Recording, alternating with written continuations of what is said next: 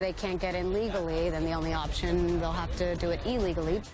CNN's Chris Cuomo there. We go inside the temporary shelters along the U.S.-Mexico border as migrants keep waiting, hoping to get across.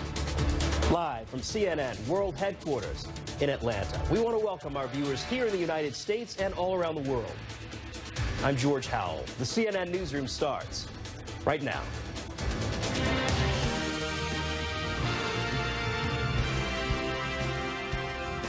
It is 2 a.m. here on the U.S. East Coast. A good day to you. We start with this CNN exclusive new insight now into the murder of journalist Jamal Khashoggi and one of the unanswered questions, why was he killed? CNN's Nia Dos Santos has exclusively obtained 10 months' worth of WhatsApp messages that Khashoggi sent to a fellow Saudi dissident, and they offer new clues into why. Khashoggi in the year before his death. They lay bare his disdain for Saudi Arabia's crown prince, saying, quote, he's like a beast, like Pac-Man. The more victims he eats, the more he wants. In another, may God rid us and this nation of this predicament. The words were exchanged with Omar Abdulaziz, a fellow critic in exile in Canada. He believed that MBS is the issue, is the problem. And someone has to tell him that, you have to be stopped. Talk like this is dangerous for those from a country with one of the world's worst records for human rights. And it wasn't just political views that the pair was trading, but plans to hold the Saudi state to account, creating an army of so-called cyber bees on social media, leveraging Khashoggi's name and the 340,000-strong Twitter following of his confidant. In the beginning, it was a bit difficult for us to have this kind of relationship. For me, I was a dissident, and he was a guy who worked for the government for almost 35 years. Khashoggi pledged funds, and Abdulaziz bought the hardware, hundreds of foreign SIM cards to send back home, enabling dissidents to avoid detection. In one message, Abdulaziz writes, I sent you a brief idea about the work of the electronic army. Brilliant report, Khashoggi replies. I will try to sort out the money. We have to do something. How much money did he originally say he would commit to the project? He said 30,000. 30,000 US dollars? Yes. How dangerous is a project like that in Saudi Arabia? You might be killed because of that. You might be jailed. They might send someone to assassinate you. Just like Khashoggi, Abdulaziz believes that he was also targeted after 2 Saudi emissaries were dispatched to Canada, he says, last May, to coax him into the embassy there. He made these secret recordings of their meetings and shared them with CNN. We have come to you with a message from Mohammed bin Salman. I want you to be reassured.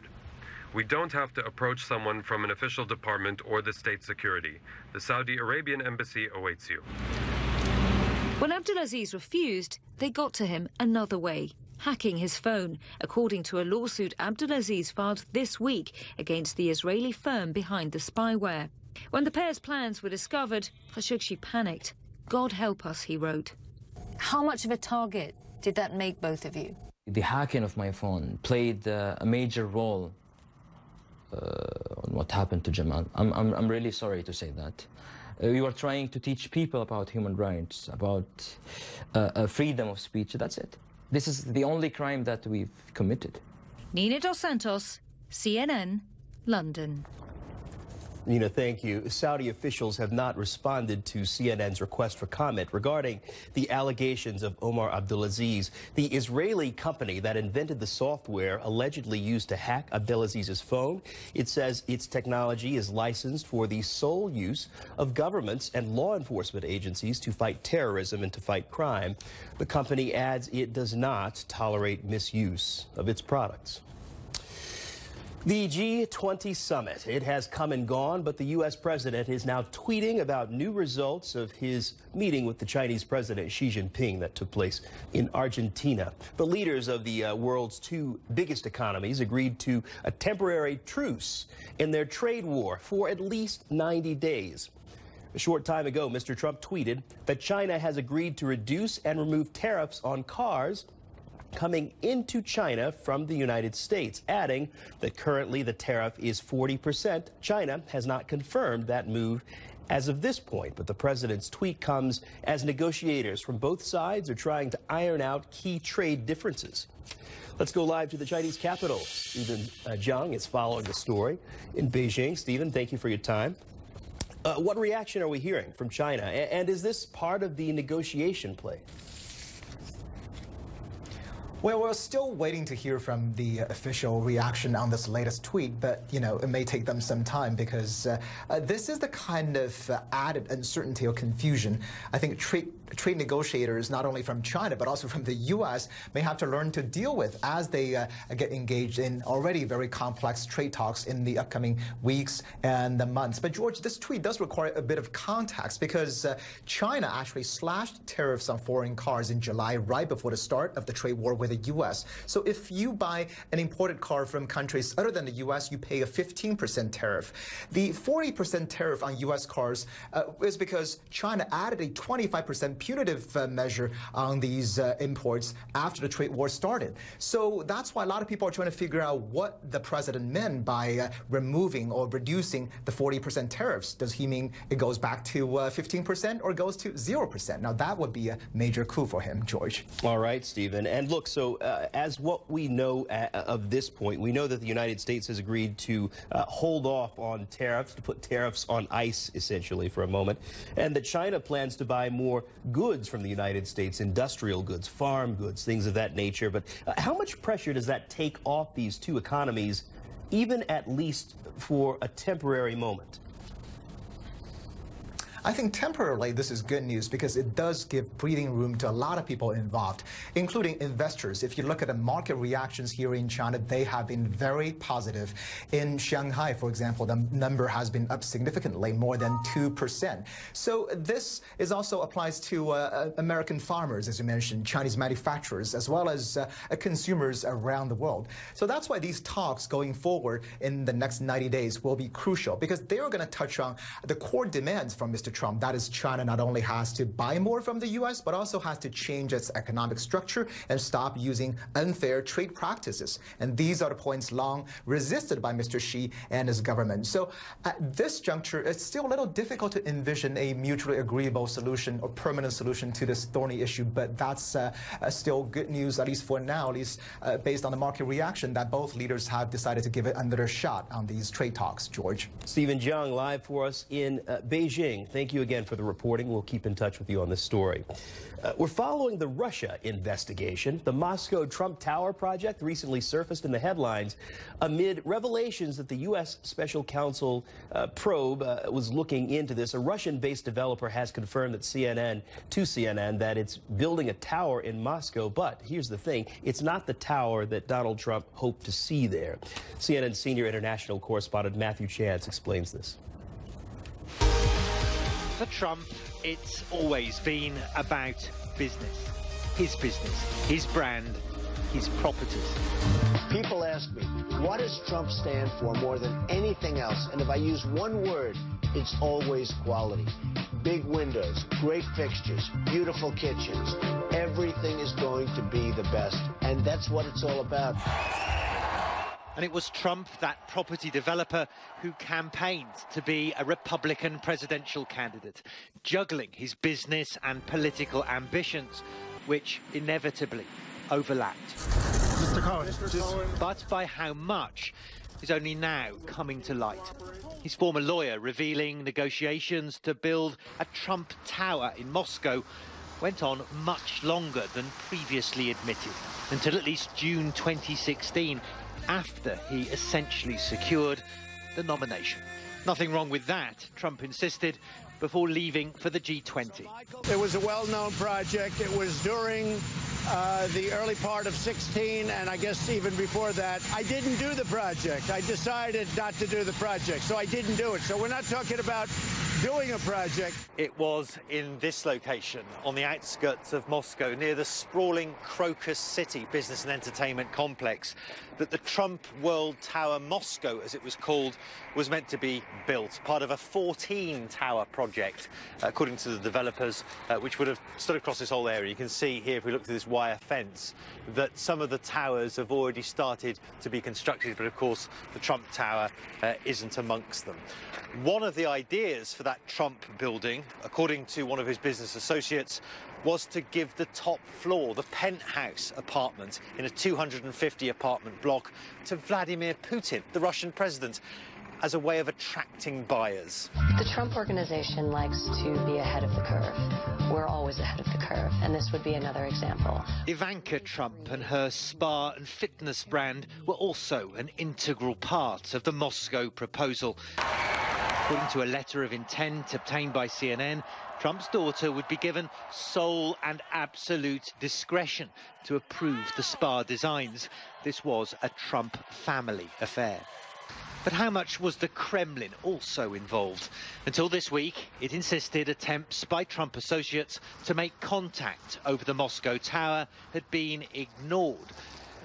The Kremlin spokesman now admits his office called and asked why they wanted to have meetings with the presidential administration, and explained that we have nothing to do with construction issues in the city of Moscow.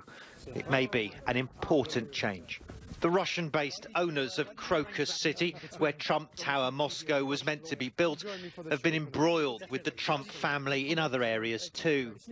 Did the Russian authorities give your family information to pass on to the Trump administration? Take Emin, the pop star son of Crocus owner Aras Agalarov, who helped set up a meeting between Donald Trump Jr. and Russians promising dirt on Hillary Clinton at Trump Tower in New York. Aras and Trump also co-organized the 2013 Miss Universe contest in Moscow for the US president. It appears business and politics in Russia have often mixed. Matthew Chance, CNN Moscow. Next here on CNN Newsroom, we look back at the life of the former U.S. President George H.W. Bush. His presidential style in stark contrast to the current politics of the day. We compare ahead. Plus, an inside look at migrant shelters on the U.S.-Mexico border. Conditions there being described as unsanitary.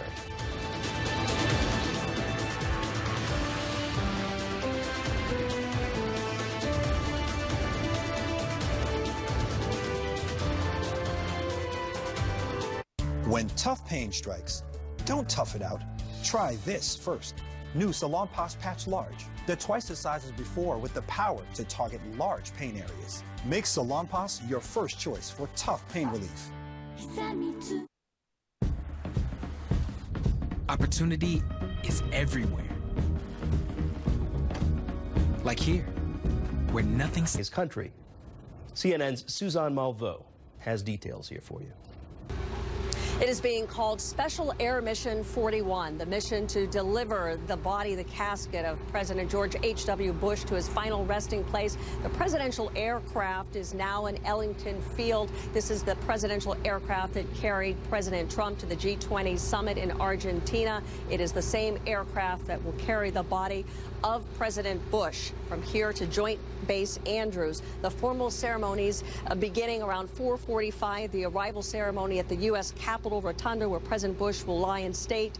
It will be 7:30 Monday evening through 8:45 Wednesday morning. The public will be able to pay their respects. 11 o'clock, a memorial service at the National Cathedral, where friends, family, and dignitaries will gather as well. And then Wednesday evening, the president's body to return here to Texas, where he will lie in repose until Thursday morning. And then a second memorial service at St. Martin's Episcopal Church. This is the same church that Barbara Bush was memorialized. A brief trip by train and then on to College Station, Texas, where the president will be buried as his presidential library alongside Barbara Bush and their young child, Robin, who died at age 3. We've been talking to so many people here in Houston. We've been seeing the tributes, the beautiful statues, the flowers, the teddy bears, even those colorful socks that the president loved, all of them honoring the late president. Take a listen. I think they're very well respected. I think he was a great statesman. I loved his socks. So I love seeing him on the news. I love seeing the Bush family. So I think he's going to be very missed here. Maybe is that Texas is obviously kind of a red state, but Houston, the city, is very vibrant with progressive ideas. But I think there is that sense of unity still, of that we realize that we're part of a larger picture here. It's not just about Houston, it's about Texas. And I think we really do rally behind the Bushes and kind of what they stood for in terms of civility. president was a huge sports fan here, a big city booster, and of course the representative for the 7th District of Texas, which is now turned Democratic. People in Houston embracing this man with love and respect, as well as his whole family, as the rest of the world prepares to say goodbye. Suzanne Malveaux, CNN, Houston, Texas. Let's now bring in Tim Naftali. Tim is CNN presidential historian and former director of the Nixon Presidential Library, joining via Skype this hour. Thank you for your time today, Tim. My pleasure, Joe. Looking ahead at the events to take place this week, what are your expectations? Well, it will be a somber moment, actually a somber series of moments. I believe it will also be an opportunity to celebrate a life.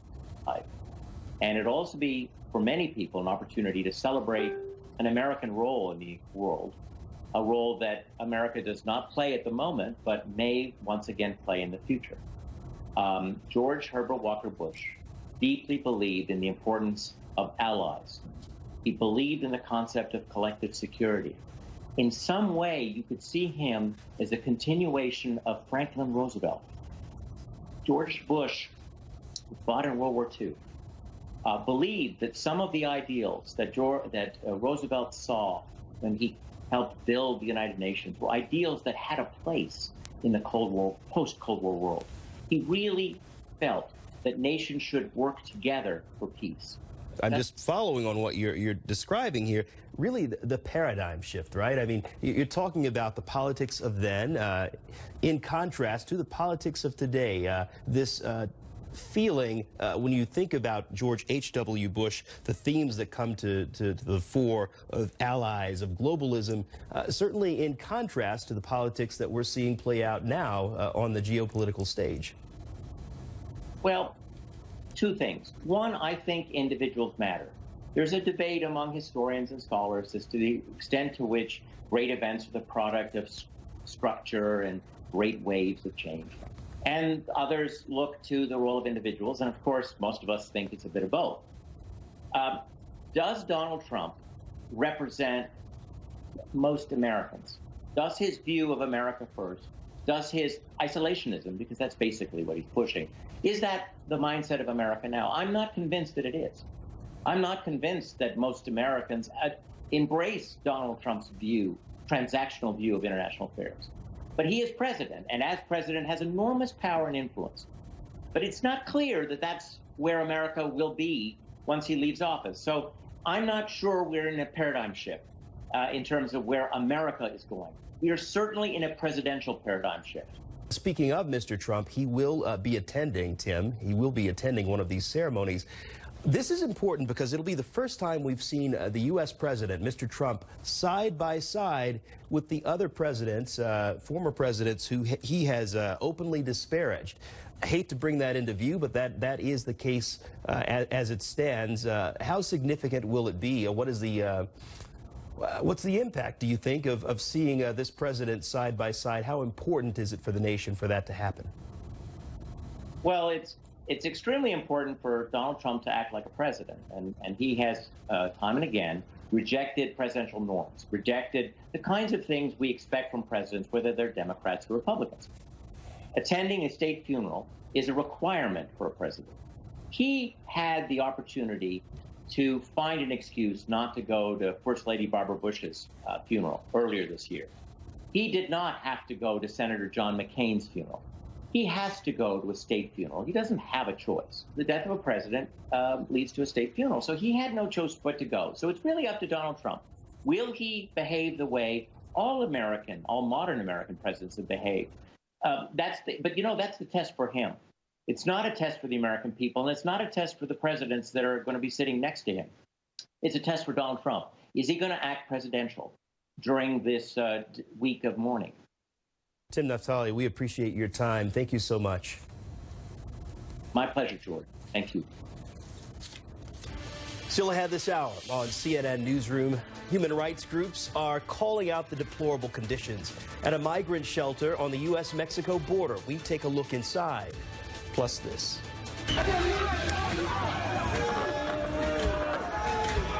At The protesters damaged the center of Paris this weekend.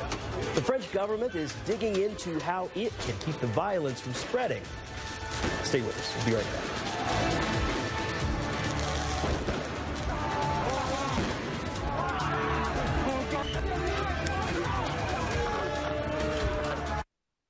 Discover a new take on nude. Matte Ink Unnude from Maybelline, New York.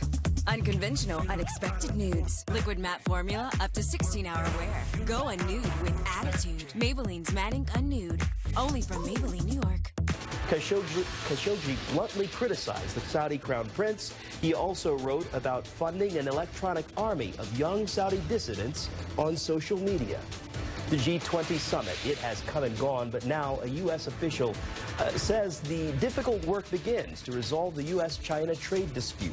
The two nations called a temporary truce in the trade war for at least 90 days after the presidents of the countries, Trump and Xi, met in Argentina at the G20 over the weekend. Negotiators now trying to work out these outstanding issues.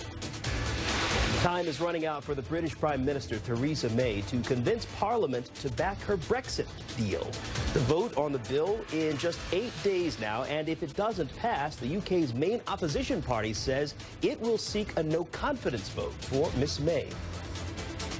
Qatar has announced that it is leaving OPEC. The country's Minister of State for Energy and Affairs says the withdrawal from the oil producers organization will happen on January 1st. He says the country wants to focus its efforts on increasing its natural gas production.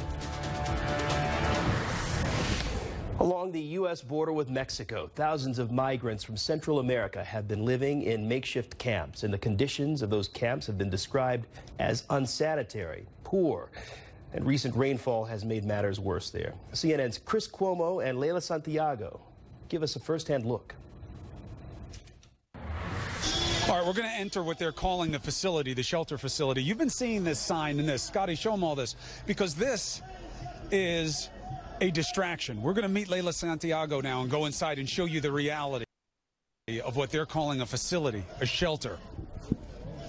This is the camp that was set up for the migrants. You can see helicopters. You can hear helicopters. They're constantly coming over because we're really close to the U.S.-Mexico border. There are thousands of people. So this is what they're calling the shelter? Right. I mean, there's nothing above most of the tents that you see here. There is one building that has a roof, but not a lot of people fit in there. What are we seeing here in terms of the conditions? Because everybody keeps saying, who's here, something has to change. Something has to change. Yesterday was a big day. Rain came down, and so a lot of these tents were flooded. You can see. Yeah, you see the flooding over here where they have to go to the bathroom. And that's good compared to what it was yesterday. I mean, these piles of trash here are really, for some people, the only belongings that they had. Right. And so it was soaked. People were scrambling to try to get a tarp, to try to keep warm, children sleeping on wet blankets. Hey. Hola Nelson, ¿cómo está? Nain, ¿cómo está? Hola, ¿cómo está? So what happens if the United States says you can't come in? He says if they can't get in legally, then the only option, they'll have to do it illegally, but he knows that immigration, U.S. immigration, will be there keeping an eye. So this place just keeps growing, right? Right. Everything we're seeing now, the line just keeps moving this way. It started over there, and now the tents have just been spreading more and more this way. And even with this new shelter, that's the news, that there's a new shelter like 45 minutes away. And it's met with a lot of skepticism, because is it better or is it farther away? And that's why you're still seeing these tents. Obviously, if people believed it was a better deal, they would go. The sanitation here is regular. They're coming and they're emptying the porta potties, but it is, this isn't just water, okay? This is sanitation waste. These people are living in it. What is next? This can't stay this way. They won't make it. Right. So what are the possibilities? Well, I keep asking people that, officials, the migrants themselves, and nobody seems to have an answer. They don't know. So they're really just taking it day by day. Hour by hour, I'd say. ¿Que te duele el estómago? His stomach is hurting. Se tomó medicina. Pero ¿qué pasa, Justin? Yesterday, Justin was with a bucket emptying out the tent. And this is Jefferson. When everything was raining, he was outside looking for a tarp to cover his family. Porque ¿cuántos son? So it's a family of 4. She says she wants to find a job. ¿Por qué no? She's saying she doesn't want to go back to her country, so I'm asking her why. ¿Por qué se emociona? She's about to cry, so I'm asking her why. ¿Por qué se emociona?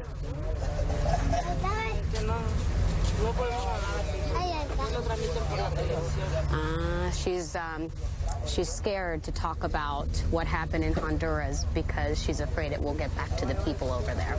You know, the story is so common that they're leaving something at home that they're afraid of so much that they'd rather live like this. Hola, Hennessy.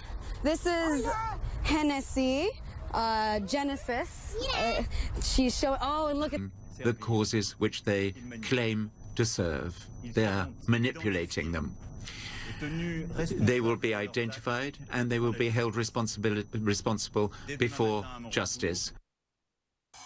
People are disturbing tourists and disturbing people who come to visit, but it's also their right to do that. So I think it has like both sides. It's like positive and negative. Je trouve que c'est triste. I think it is sad that the people who are hungry are forced to come to this to get heard. I think it is very, very sad in a democratic society. A French government spokesperson said anti-violence measures being considered include possibly imposing a state of emergency. This story about a former CNN journalist and the head of a popular news website called Rappler back in the Philippines has surrendered to a court in Manila. Maria Ressa and Rappler were formally indicted last week on tax fraud charges. An arrest warrant was issued for Ressa. Her news site has been highly critical of the Philippine President Rodrigo Duterte's brutal drug war. Ressa said Sunday she won't back down. Going to hold my government accountable for publicly calling me a criminal. I am not a criminal. I have been a journalist my entire life. I will continue to hold the government accountable. The second is, obviously, it makes you feel vulnerable. But I think that's the point, right? The point is for the government to actually make you feel its power and that it can do what it wants to do, including bending the law to the point that it's broken. Ressa's attorney tells CNN that his client has now appeared before a judge, posted bail, and was free to leave the court. We'll continue to follow the story, of course. Still ahead here on Newsroom, as the world's authorities on climate change gather in Poland, we look at the accomplishments since the monumental Paris Climate Accord. Also, speaking of climate change, an entire Indian island is about to be wiped right off the map. That's right.